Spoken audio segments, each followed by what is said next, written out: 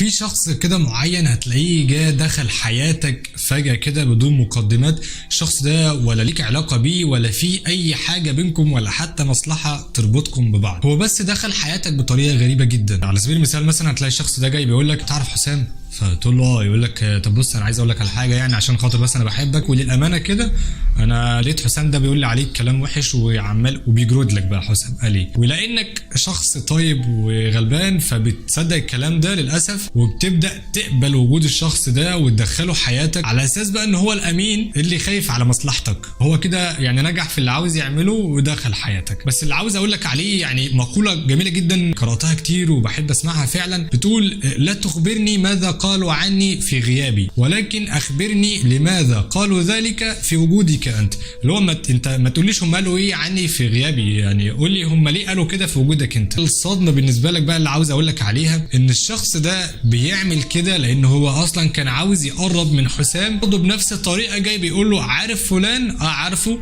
طيب على فكره ده قال عليك 1 2 3. بس الغريب بقى اللي انت ما عملتوش ان حسام قال له لو سمحت ما تتكلمش عليه في غيابه. عارف انت اللي هو اللي حكى لك عني وانت صدقته، جه حكى لي عنك بس انا هزقته. فهو بعد ما كان عايز يقرب من حسام لقى حسام مش طريقه، ما حبش طريقته، وبالتالي فحسام اصلا اتضايق من الشخص ده ومستحيل يدخله حياته عشان خاطر بيتكلم على ناس اصحابه.